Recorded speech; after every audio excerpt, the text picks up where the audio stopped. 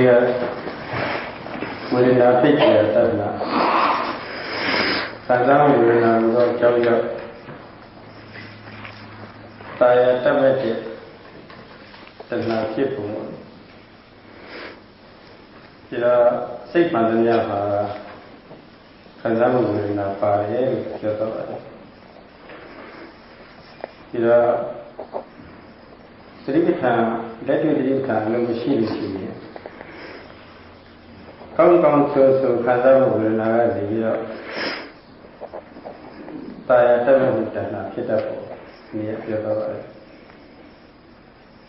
အဆိုးနဲ့အတွေ့လို့အကောက်ပြောတာအကောက်နဲ့အတွေ့တော့လက်ရှိကောင်းမှာလည်းပဲတာယာတက်မဲ့တဲ့ကောင်းတယ်ကောင်းနေလားအဲ့ဒီပြောတော့တယ်ဒီတော့ရရှိထားတဲ့ဘဝပေါ်မှာဘာမှဒီဘဝဟာအမဂ္ဂဉာဏ်မရှိဘူးလို့ဆင်းရဲတုံးတဲ့ဒီနားရလို့ရှိရင်နောက်ထပ်ဒီလိုဘဝမျိုးဖြစ်စီတိုင်းတဲ့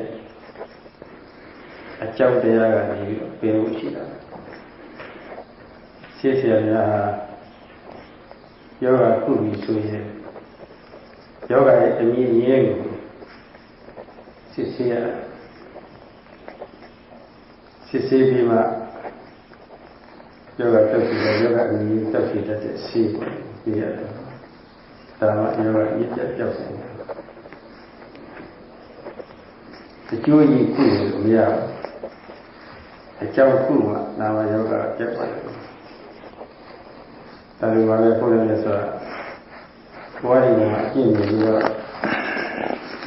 ဒီတော့ကာမဂုဏ်အာယုံဝအပြည့်ပြီးတော့ဒီဘဝဆင်းရဲတဲ့ကာမဂုဏ်ဆင်းရဲတွေကလွတ်လွတ်တဲ့ပုဂ္ဂိုလ်များအကျိုးရှုမှအကြောင်းတတ်မဆက်တန်တရားဆိုတဲ့အတိုင်းပေါ့ခုလောလောဆယ်ပေါ်နေတဲ့ညီလိုက်ကြလိုက်နားလိုက်စားလိုက်ခိလိုက်ပြီးလိုက်ကိုယ်နဲ့ဆံလိုက်စတယ်ပေါ့အမြဲမပြတ်လို့ဖြစ်နေတဲ့အကျိုးတရားတွေပေါ့ဟာနောက်ထပ်ဒီလိုအကျိုးတရားကိုပေါ်ရအောင်ပေါ်စီတတ်တဲ့ဖြစ်စီတတ်တဲ့ကျိုးတရားဖြစ်စီတတ်တဲ့အကြောင်းကိုပယ်တတ်ဖို့ပေါ့ဝေဒနာကနေရအောင်ဝေဒနာကနေပြအောင်ဒီဥစ္စာရှိမှပါဆိုတော့ဒီဥစ္စာရှိမှလို့အတိအကျဉာဏ်ကိုဖြစ်လာလို့ရှိတယ်တဏှာနေရာမှာသတိပဋ္ဌာန်လုံးနဲ့ဉာဏ်ရောက်သိတော်တယ်ဟာဒီတော့သတိပဋ္ဌာန်လုံးနဲ့အတိပညာထည့်ပြီးတဲ့သဘောပါဒါပါအဲဒီအတိပညာပေါ်မှာအကြောင်းပြတ်ပါလားအဲဒီပြောပါပါ Yesterday Sarah mentioned how with the feeling as condition there arises this attachment Vedana Paccaya Tanha. And also he mentioned how every consciousness is associated with feeling. There's always some sort of feeling, pleasant, unpleasant, or neutral in every consciousness. And if one is not mindful with the practice of the way of mindfulness, this feeling, pleasant or unpleasant, can lead to craving, attachment, and even the grasping or clinging. Such as when one meets unpleasant situations, one will long for pleasant feelings. And when one meets pleasant situations, one will not only get attached to this pleasant feeling, but also will wish to experience more and more of this pleasant feelings. And even with the simple reflection, one can discover that this life has no security. And for that, one will be able to rationalize that the cause of this existence should be overcome or removed. Like when the physician is treating the patients, this physician has got to diagnose the root cause of the disease and then prescribe the medicament accordingly. Then only, instead of just treating the symptoms, the physician will be able to treat the patient knowing the root cause of the disease and will be able to cure this patient of this ailment. So also the Buddha has mentioned to see the flaws. Whoever wish to be free from this sensual worldly pleasures should see the flaws in these worldly pleasures. And only when one is mindful of the effect, one will be able to extinguish the cause. Then there will be no more rounds of existence. Rounds of existence, samsara, will be cut off totally. And there's ever arising sense impressions should be noted. They are the effects. So one has got to, by being mindful of these sense impressions, one is said to be removing the cause of these sense impressions.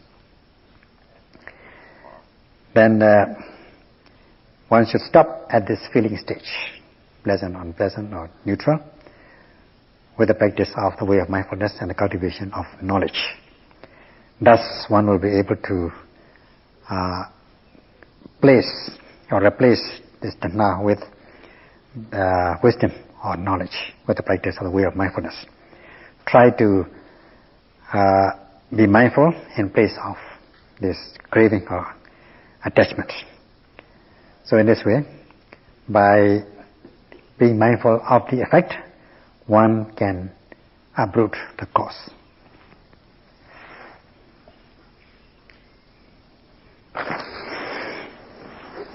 When one does not see the flaws of anything, one will always think that this is pleasurable and will become attached to this kind of habit and will long for better and better ones.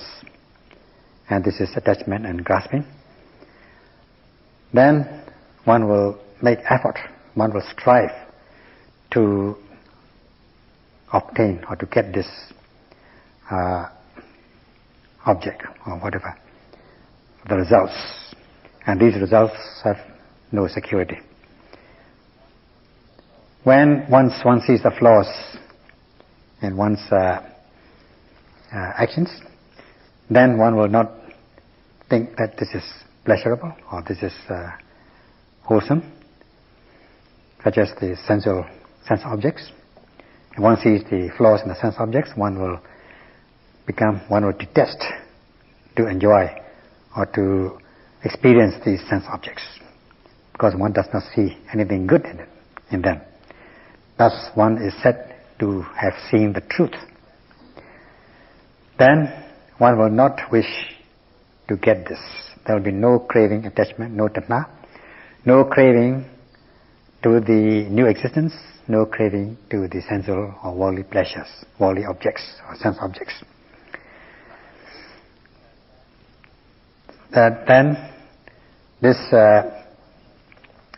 when one has no craving attachment, one will not make any effort by body, speech or mind. One will not think about getting this object. One will not speak about it, nor act about it to get this object. Then one will, because there is no sensual pleasures, no sense objects, there will be solace and peace. One will experience peace and happiness. Sarah gives a simile that when you are habituated to smoking, because you don't see any flaws in smoking, you see that this is pleasurable, that there's something good in it. At this point, maybe mention that people do things because they think they are good. They don't see any flaws in them. Emperor Ashoka had written in his monument that people do things because they think they are good. And when they do things, there may be some skillful, unskillful actions, wholesome and unwholesome, but mostly unwholesome actions are done because people think that they are good, but they are unwholesome. But so long as they think it is good, they will go on doing it. That is how Emperor Ashoka had written this in his monument. So also, people get habituated in smoking because They don't see any flaws in smoking. But they think it's good in smoking, that enjoyable, and nothing bad in it, so that they get attached to this smoking. They cannot terminate. They cannot get away from this smoking. They become habituated. The same thing goes with drugs. When they take on drugs, they think they are good. They do something good. That's why they go on enjoying taking drugs. And at one time, either on one's own or at the advice of or suggestions of others, one comes to hear or see the flaws in one's practice, such as smoking. Then, previously, one did not see the flaws in it. One get attached to them, to these objects. Now one begins to see flaws in it. So one will start detesting this. And one will not attach anymore. This is quite obvious. So one will do all one can to terminate this practice, to get away from this habit, such as smoking.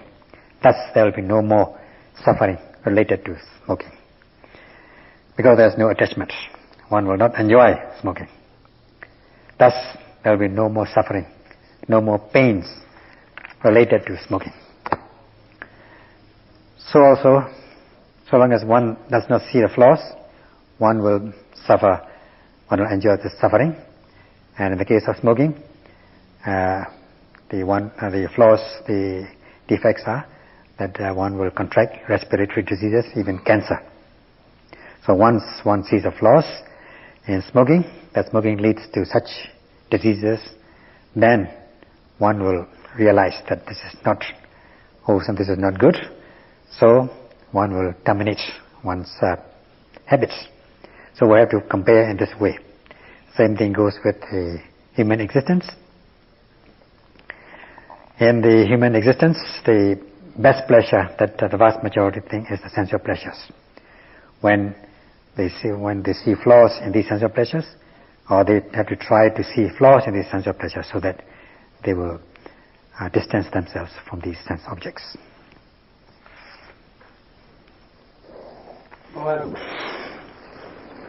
For the ordinary people, there are things that which lead them to become attached to their life. The sense impressions, they want to enjoy, they will make every effort to enjoy these sense impressions because they do not see flaws in their existence. They become attached. And there are things which can cause attachment by ordinary people. And on top of that, there can be this clinging of self, that it is I who is enjoying. And the one who is enjoying is I. And in this way, one clings to the view of self or soul or individual. This is attachment. There are two kinds of attachment, two kinds of clinging. Senses clinging. One clings because this is something enjoyable, and enjoyable senses, worldly senses, and clinging about views. That is, this is I ego, view of individuality. So these two kinds of clingings, sensuous clinging and view clinging. Now, one is because of this kamatanha, sensuous attachment, is in a sense is greed, lobha, and this is sensuous clinging. And as for view clinging, it is deity in Pali, wrong views, holding wrong views, because there are these things which can cause attachment, which can cause view clinging. These things are known as in Pali as upadaniya dhammas. Because these are the things people get attached or cling to. There's sensuous clinging and view clinging, and this makes up the human existence. And they will not wish to let go these clingings, view clinging and sensuous clinging, because they will get so much attached to their own life. And Buddha, in this connection, has given this exposition in brief, that people become attached by way of sensuous clinging to their existence, mind-body existence, mind-body process. And also they cling by way of views, having wrong views about their mind-body process or mind-body existence, because they do not see any flaws in their existence. They are enjoying these desirable sense impressions. They think they are pleasurable because they do not see flaws in them. Because they do not see that the enjoyment is very small compared to the flaws. The flaws are many. There are many flaws, more flaws than enjoyment. You can enjoy very little, but there are many flaws. And those who see in this way, that there is little enjoyment, but much flaws, those people are the people who can cultivate knowledge. And this is Vijja, knowledge, knowledgeable people, through experience. And not seeing the flaws is Avijja, ignorance. And there are two types of ignorance, simple unknowing and misconception. Simple unknowing is not knowing the flaws in the ordinary sense, not knowing that they are not pleasurable, they are not to be clinging, they are not to cling like self or soul. This is ordinary unknowing. In Pali we call apatipati avijja, simple unknowing, not knowing that there are flaws in it, or not knowing they are subject to flaws. And misconception, in Pali we call mecha patipati avijja. This is misconception, seeing pleasure in the flaws, seeing pleasure in them. Simple unknowing is apatipati avijja, and misconception, seeing them as really pleasurable. Not only not knowing the flaws, but one thinks that they are pleasurable, they are good. So this is misconception or misunderstanding, mecha patipati avijja. In this way there are two kinds of ignorance or unknowing. And such people are those who do not see flaws, because they enjoy these sense impressions, whether they be monks or male or laity, male or female, all beings, even devas or brahmas. So long as there are no flaws in them, they will enjoy these sense impressions. They think that they are pleasurable. And once they think that they are pleasurable, they will hanker after better and better situations, better and better sense impressions, like wishing to see better visible object, wishing to listen to better sounds, and so on. Thus, such people crave or become attached every day, every moment of their lifetime. So, once one enjoys these desirable sense impressions, one will not wish to let go. One will go on enjoying this and hanker after better and better things. And in this way, one is set to develop or let grow this craving. This is why the Buddha has said that people get attached to one's existence by way of sensuous clinging and view clinging. So once they see the flaws, once again, not seeing the flaws in ordinary sense is apatipati avijja, and seeing pleasure in these flaws is mecha patipati avijja, misconception or misunderstanding. So one can verify this statement with one's own experience.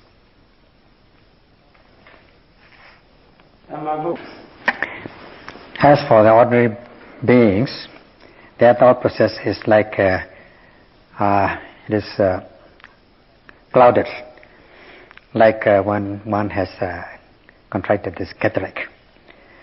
If one has contracted a cataract, one will either not see anything at all, or even if one sees, it will be a mistake, seeing wrongly. So also this, if one is overwhelmed or clouded by this darkness of ignorance, avijja, one will either not see the truth at all, or even if one sees, one will see wrongly.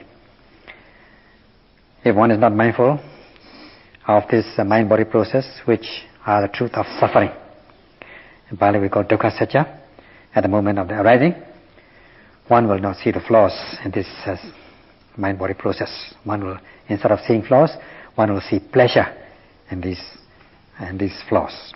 Thus, one will become attached to these sense objects, seeing pleasure in these sensual pleasures, sense objects. Thus, one will get sunk in these sense objects and meet suffering. Just like a group of ants swarming and moving towards the honey, in search of honey. A very few, in an insatiable manner, crawling towards their doom. Only a few will return, and the majority, vast majority, will get sunk in the honey that they cherish most.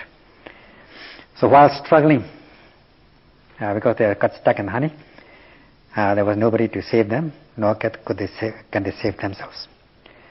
Honey is sweet, but it's dangerously sweet, fatally sweet.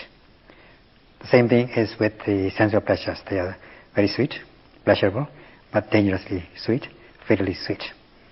If one goes after this in pursuit of the sensual pleasures in an insatiable manner, one is bound to get sunk like these ants, and bound to meet dangers which can be fatal and harmful.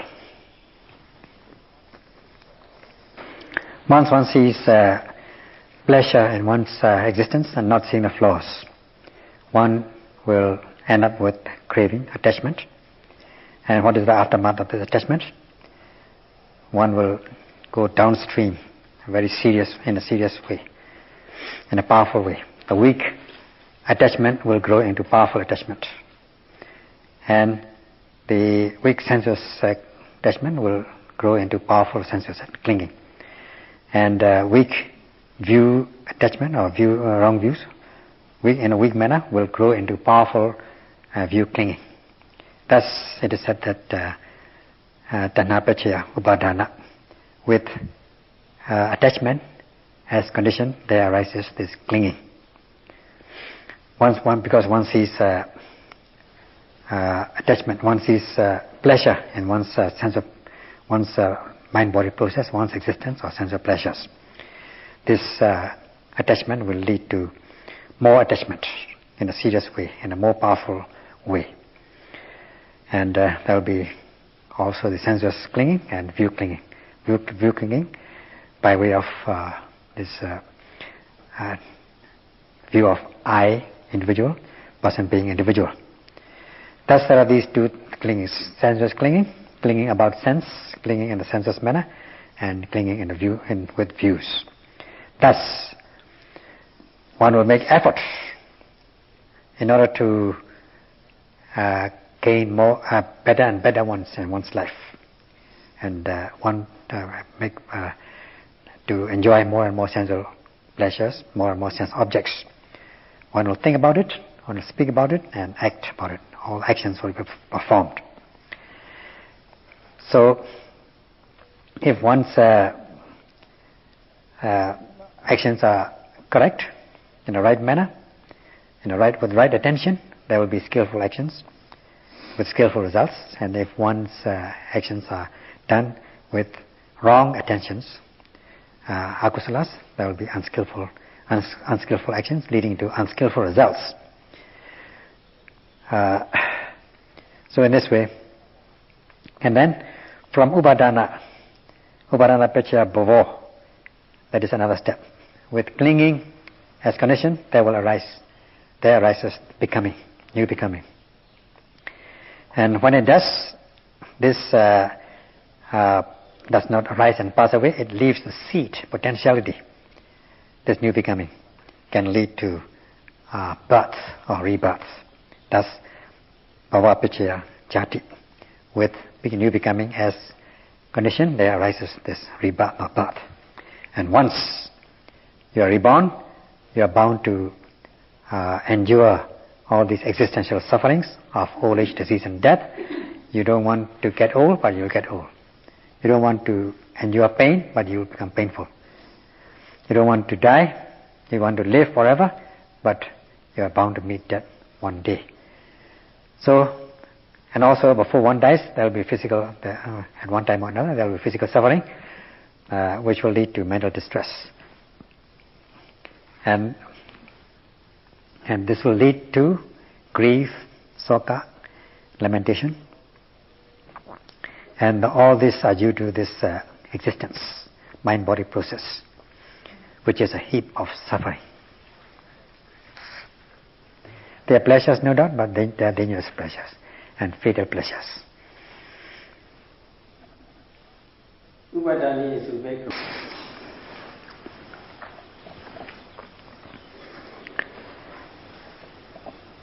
Thus, these pleasures are fatal. They are not good pleasures, they are harmful and fatal. This upadaniya is upadana is a very high form of, powerful form of attachments, clinging. And there are two kinds of clinging. One is sensuous clinging, clinging with in the form of attachment, and clinging about views, view clinging. Clinging, this occurs in one's, this in a sense is the one's existence, mind-body process. And one sees the flaws. In Pali we call it adinavanupasi. Whoever sees the flaws in these sense objects, sense of pleasures, in the worldly pleasures, one is said to have developed knowledge, wisdom. This is known as vijja. If one looks, one will see. If one does not look, one will not see. And when one looks, one will see the truth. Thus, knowledge arises. This is vijja, opposite of avijja, ignorance. If one does not see the truth, one will see pleasure in the flaws. Now one sees the truth, one will not see the flaws. One will see the flaws, one will not see the pleasures in the flaws. There will be no misconception, no misunderstanding. And there will be, when one sees the truth, there will be no simple unknowing, abadipadi avijja, and no misconception or no misunderstanding, mecchapatipadi avijja. These two kinds of avijja, ignorance, will not come up when one sees the truth. Thus, this vijja, which is wisdom, panya, is said to have taken the place of avijja. Avijja, the darkness of avijja, is replaced by the light of wisdom, of vijja. If one does not know, unknowing, one clings. Knowing, one abandons. This is a maxim. Thus, the craving or attachment cease to exist. And this practice of mindfulness is not to allow the attachment to arise, or not to allow attachment to arise from feelings. There should not be any attachment in one's lifetime or sense of pleasures. So, in order that this attachment now will not arise, one practices the way of mindfulness. Then, with the practice of mindfulness, these two kinds of ignorance will not arise. That is, not seeing the truth and seeing wrongly. And this avijja, or this ignorance, also arises because of the presence of 5 kinds of hindrances. In Pali we call nivaranas, which hinder the progress, which hinder one's knowledge, which undermines one's development of knowledge. These hindrances encourage ignorance. This first hindrance is this hindrance of sense pleasures, sense desire hindrance. In Pali we call kamachanda nivarana. This is the first of the 5 hindrances. Sense desire hindrances. Wishing to enjoy sense of pleasures, wishing to see desirable sense, visible objects, and so on. So in this way, this avijja, this encourages the ignorance. And also, when one sees undesirable objects, one meets undesirable objects, one will feel averted, one will feel ill will, aversion can arise, and this is the second kind of hindrance. Vyabhara nivaranas, that is hindrances of ill will or anger. And this also encourages ignorance. Then the third hindrances is the hindrances of sloth and torpor, which encourages ignorance. And so that one will not see the truth and one will see wrongly. And the fourth kind of hindrance is uddhacca and gokocha, restlessness, hindrances of restlessness and worry. One will become restless because one is not concentrated, and one will worry for things undone, of good things undone or bad things done in one's lifetime. And there will be the fifth and last hindrance, nirvana, is vicikiccha nirvana, hindrances of skeptical doubt. Doubt about one's practice, doubt about the teachers who give the correct instructions and so on. All these hindrances hinder the progress to develop knowledge. They undermine one's knowledge. They pollute one's mind, so that the mind becomes unclear, becomes polluted. Thus they are known as cetaso upekkilisas, mental impediments to progress. So they hinder the progress to progress in knowledge. Thus one will not see the truth and one will see wrongly. All these are due to these 5 hindrances to progress. And the result is one will see wrongly and one will not see the truth.